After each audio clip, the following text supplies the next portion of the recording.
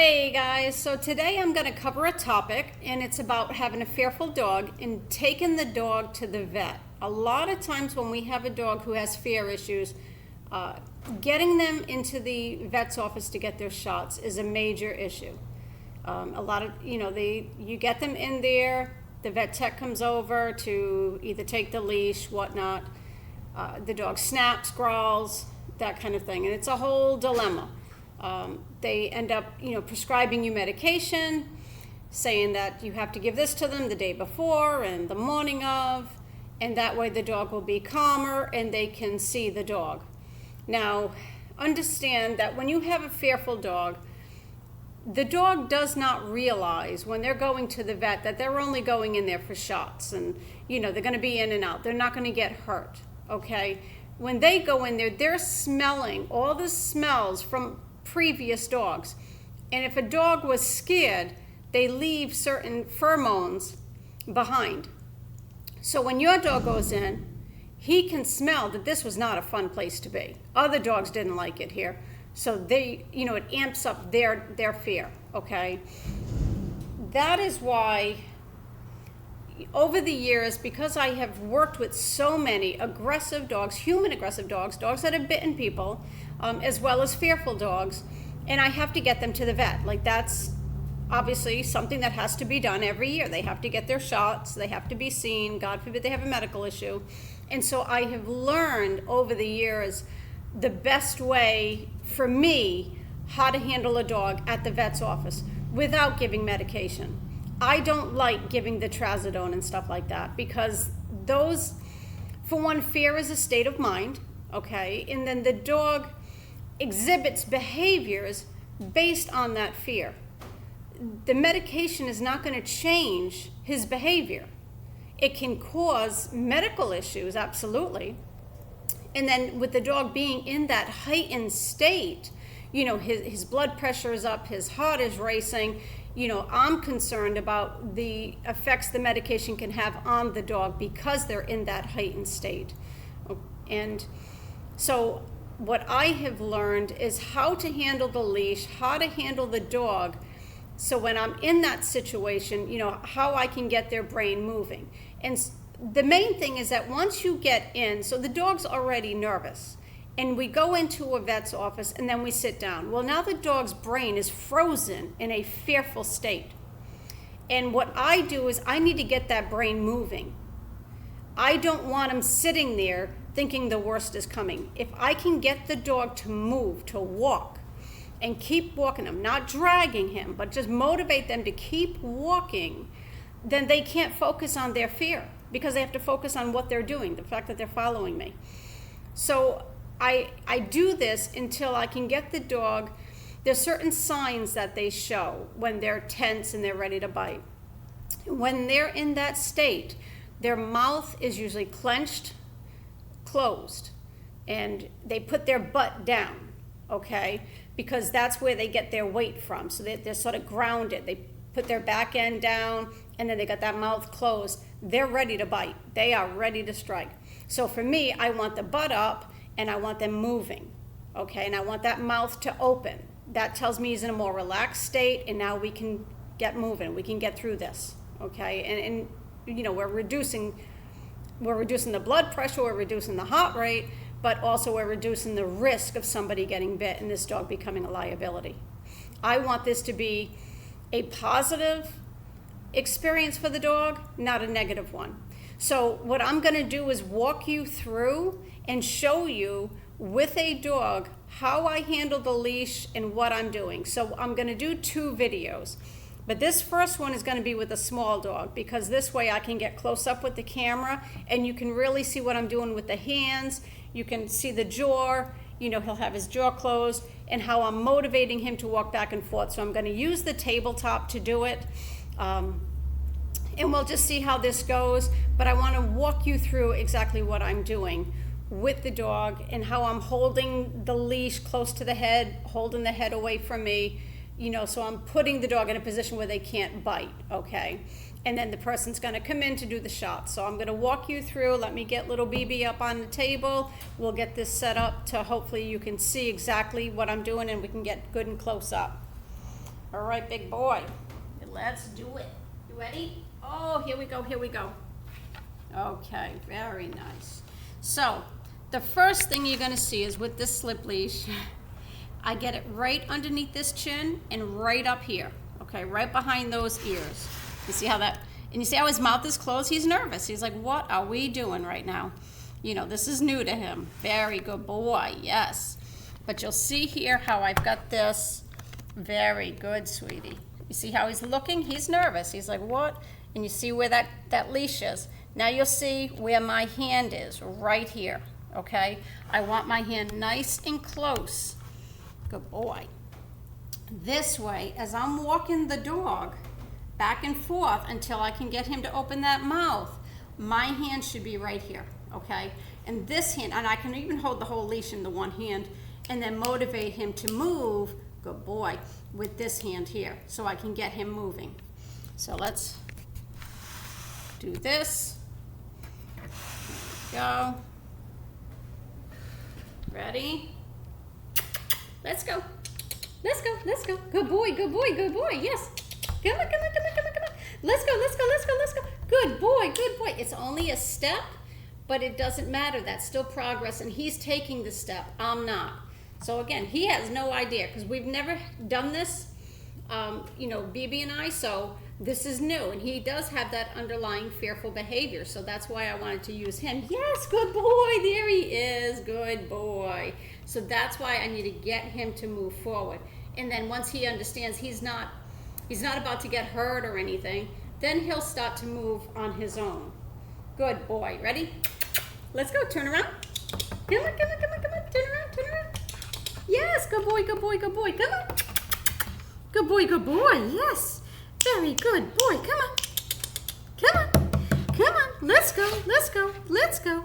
Good boy, you got this. So you see how he's putting that front end down, okay? Now he's getting kind of, you know, he's shutting down. He's trying to shut down. And so that's what I don't want. Let's go, buddy. Come on. Come on, come on. Yes, yes, yes, yes, yes, yes, yes. Good boy, good boy, good boy. Yes. Very good boy. Let's go, let's go, let's go, let's go. Come on. Come on, come on, come on, come on. Come on, come on. Let's go, let's go, let's go. You got it, buddy. You got it. So you got to build them up. You really got to put a lot of energy, positive, you know, happy energy into this to get him to, you know, follow through that. It's okay. You're safe. Nothing's going on. Let's go, let's go, let's go. Yay! Come on, come on, come on, come on, come on. Come on, come on, come on. Yeah, that's it. Good boy, good boy. Very simple, okay? So you're going to take those steps. You have to keep going back and forth until you can get them to relax and lift up and open that mouth. Now, when I go to the vet, we're probably outside for an hour before the appointment. And we're walking back and forth until I can get that dog to open his mouth. And we're literally doing this, going through the parking lot. Then we come through into the waiting room and we do the same thing there. So, because now that we're inside, the walls are smaller, there's animals, they're tense again. But it's going to be a lot faster walking him through there, going through the same process, that the dog is going to start to, you know, relax and open that mouth, okay, open that jaw. Now, once I'm in the office, and we've got him, you know, especially with a little guy, we got him up on the table, you know, he's getting ready, you know, they want to give shots and get his blood work, whatever. So what I do is with this hand, I've got it right here above the head, and I push away. I want him, his head away from the body. So even if he tries to turn, because they're coming to give shots in the back, he can't turn the head because my hand is pushing his head forward. The other thing I do now, when the fearful dog, usually the back end, he's going to try to sit down basically, okay? They're going to close that back end because they're trying to protect their back end, okay? So that's why they shut down like that. So what I need is for that back end to be up in the ear, okay? So you see here, so I'm going to put my hand under and lift him up. Good boy. Okay, so let's try that again, a little bit lower. Very good. We'll see if he does it. Good boy. But so what I want is to get my hand down here, okay, and I use the forearm. So at the same time, I'm pulling forward. Let's see if we can, there we go. I'm pulling forward here so he can't turn his head. I use my forearm to come under and lift. Take the weight off. I don't even have to get him off the ground, but you see how I'm just getting enough pressure up, he can't shut down.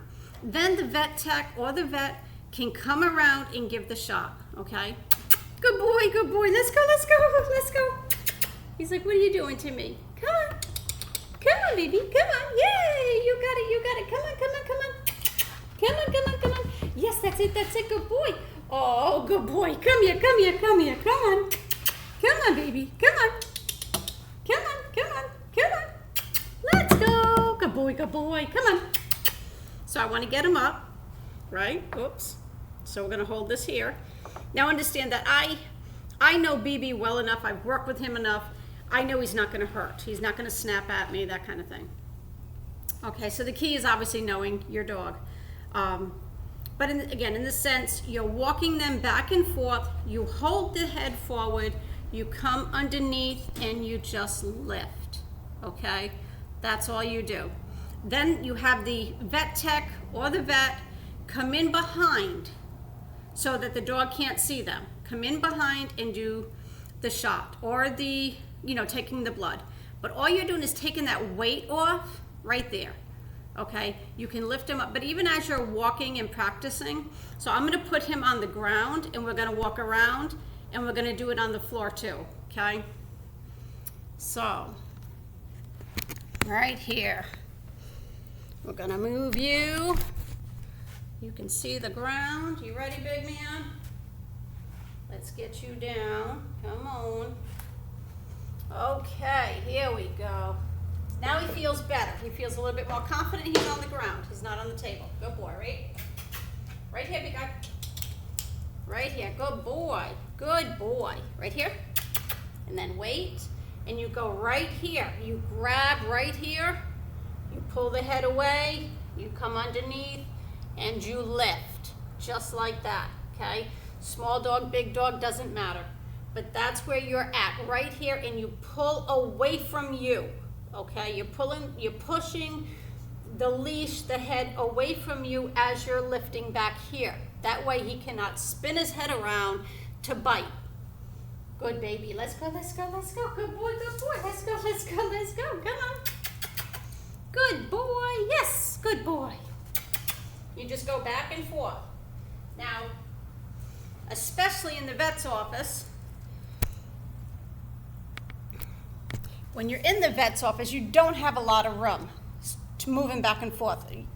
You've got the bench there for people to sit down, or you got chairs. You got the big table in the middle. There's not a lot of room to move around. I prefer to have the dog on the ground and walk them and doing it that way because the dog feels more confident and I can get them. And again, you're only taking a couple of steps and stepping back and forth. Be careful not to make yourself dizzy, but you're not going very fast either because you're literally taking like 2 steps and then turning around. Let's go, let's go. But you see it takes a lot of motivation, okay? Leash, holding that leash and getting their head away from you. Hold it right above the head and pushing away. That way they cannot turn their head around to snap. And then lifting that little bit of weight off the back end. So that way they can't shut down or close the back end down. And then the person can, give the shots, take the blood work. Of course, they have to make it quick. But what I'll do tomorrow, I'm going to bring a big dog and we're going to run through the same process. Except this time we'll actually do a little bit bigger and we'll wait and I'll show you the whole process of getting her to open the mouth, going back and forth. The big dogs, what I do, I use a backpack as well. I put that on them, so we'll do that tomorrow. And I do that as a distraction, but also as an obstruction. Because this way the dog can't, if they try to look behind them, they see the saddlebag. They don't see the person. Okay, so they have to just assume it's me back there touching them. And it could actually be the vet, or the vet tech. So I do that to help with the process. Bigger dogs, obviously, they present more of a threat, a physical threat with the bite. They can do more harm. And so the vet tech, the vet, like everybody there, they tend to be more frightened. And then depending on the breed, if you have, a Rottweiler, if you have a German Shepherd versus if you have a Lab, okay, or a collie or something. You know, they're not, you know, even though the dog might be growling or whatnot, but it doesn't present the same danger to them. You know, certain breeds, they just have that look, and people are just naturally afraid of them, especially if they start showing aggression. So, like I said, tomorrow I will bring out a big one, and we will go through the whole process again. All right, if you have any questions, you can write them below in the comments, and I will be happy to answer them. Or if there's a topic you want me to cover, absolutely write it down in the comments, and I will try to do a video covering those. And have a great weekend, guys, and thank you again for all your support.